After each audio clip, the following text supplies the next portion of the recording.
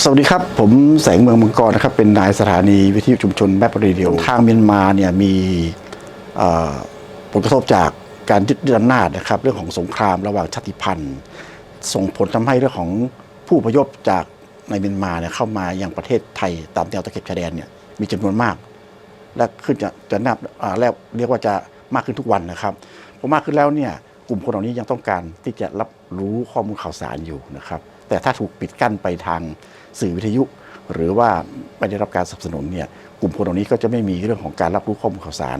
ที่จะเป็นประโยชน์ต่อตัวเขาเองนะครับมันเป็นสถานีให้ความรู้กับแรงงานซึ่งเป็นสถานีที่เราไม่ได้เป็นในเชิงธุรกิจไม่ได้มีโฆษณาหรือแสวงหารายได้นะครับเพราะการที่ถูกตัดงบเนี่ยมันก็มีผลกระทบกับในการที่เราจะสื่อสารให้ความรู้กับกลุ่มผู้ด้อยโอกาสทางการรับสื่อไม่ว่าจะเป็นสื่อวิทยุที่มีข้อจำกัดนะครับในเรื่องของภาษาเพราะของเราเนี่ยเป็นภาษาชาติพันธุ์ก็จะมีภาษาไทยใหญ่กับภาษาพม่า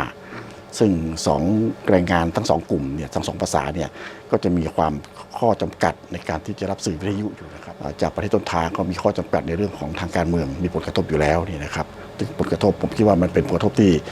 สร้างความ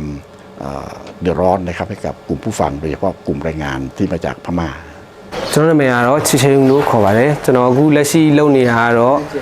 ကော့ဆန့်လုပ်ပါတယ်နောက်ကျွန်တော်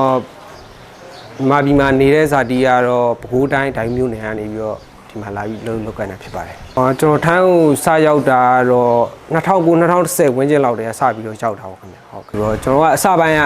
ဒီထိုင်းကိုစတာရောက်လာအလုံးသာလုံနေတယ်ဒီမှာဥပဒေဘယ်လိုရှိလဲကျွန်တော်မသိဘူးနောက်အခက်ခဲတစုံတရာကြုံလာလို့ရှိရင်ဘ ᱹ ကိုဆက်သွယ်ရမယ်ဘယ်ဖွဲ့စည်းတွေရှိလဲကိုယ့်ဘက်မှာဘာမှမသိရဘူးเนาะဒါပေမဲ့ရေဒီယိုနားထောင်ပြီးတဲ့အခါကျတော့အဲ့ဒီကနေကျွန်တော်တို့သတင်းအချက်လက်တွေရတယ်အလုပ်သမားတွေပတ်သက်တဲ့ဥပဒေအကြောင်းအရာတွေကျွန်တော်တို့တော်တော်များများသိခွင့်ရတယ်ပေါ့เนาะနောက်တစ်ခုကကျွန်တော်တို့အနေနဲ့စက်အလုပ်သမားတွေအနေနဲ့မနက်8ကနေပြီးည7နာရီ12နာရီလောက်ထိအလုပ်လုပ်ကြတဲ့အခါကျတော့ဒီထဲမှာကျွန်တော်အပန်းပြေစရာတစ်ခုအနေနဲ့လဲကျွန်တော်တို့အတွက်အကျိုးပေးတယ်ပေါ့เนาะအခုကကျွန်တော်ကဒီအခုနောက်ပိုင်းဆိုဒါမီဒီယာခေတ်ဖြစ်လာတဲ့အခါကျတော့ဒီသတင်းချက်နေတဲ့လည်းအရန်အများကြီးထွက်လာတယ်ဗျာအဲ့လိုပုဂ္ဂလိကတွေရောအဲ့ဒီအဖွဲ့အစည်းလိုက်တွေနဲ့ထွက်လာတယ်ခါကျတော့သတင်းတိုင်းကိုကျွန်တော်ကယုံလို့မရတော့ဘူးเนาะဒီ RFA တို့ VO တို့စတဲ့ဒီသတင်းချက်နေတွေကြတော့တကယ်ယုံကြည်ရတဲ့ခိုင်မာတဲ့အဖွဲ့အစည်းတွေဖြစ်တဲ့အတွက်ဒီသူတို့ထုတ်လွှင့်မှုရက်ဆိုင်တဲ့အခါမှာကျွန်တော်တို့ကအများကြီးထိခိုက်နေနာပါတယ်ဗျာဒီသတင်းချက်လက်တွေကအမှန်မှားခွဲလို့မရဘူးပေါ့เนาะအဲ့လိုမျိုးတွေလည်းအများကြီးကြုံရတာအဲ့တော့အခုကဖုန်းလိုင်းတွေရောကွာတွေရောဒီဖြတ်ထားတဲ့အခါကျတော့အင်တာနက်လိုင်းတွေကိုဖြတ်ထားတဲ့အခါကျတော့ဒီတော်တော်ခက်ခဲတာပေါ့ဒီအိမ်နဲ့ဆက်သွယ်ဖို့ပါဖို့ဆိုရန်ခက်ခဲတယ်သူတို့အတွက်ဆက်သွယ်တဲ့အခါမှာ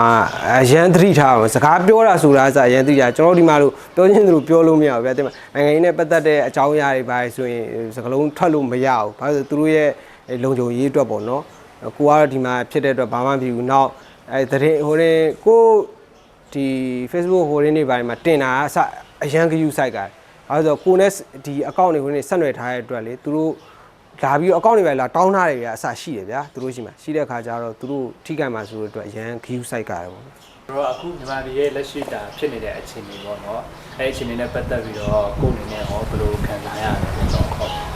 ဒီနိုင်ငံရေးဖြစ်စဉ်ဖြစ်တဲ့အခါမှာပေါ့နော်ကျွန်တော်တို့ဆိုရင်ကျွန်တော်ရှိမှာဆိုလူဆောင်ရရှိအရင်းမြစ်တွေအများကြီးဆုံးရှုံးမှုတွေရှိတယ်ပေါ့နော်ဒီအလုပ်သမားတွေရောနောက်ကျောင်းသားတွေနောက်နည်းပညာအတတ်ပညာရှင်တွေအများကြီးဒီဘက်တွေကိုတခြားနိုင်ငံတွေကိုကူးပြောင်းလာကြတယ်ဒီဘက်ရောက်တော့လည်းအခက်အခဲတွေအများကြီးကြုံရတယ်ပေါ့နော်ဒီအလုပ်သမားပြဿနာတွေဒီလက်မှတ်ဘာညာပြဿနာတွေနောက်တစ်ခုကကိုကျွမ်းကျင်တဲ့နယ်ပယ်မဟုတ်တဲ့အခါကျတော့ဒီအလုပ်လောက်ကင်လို့လည်းအဆင်မပြေတာတွေအများကြီးကြုံရပါတယ်ဗျ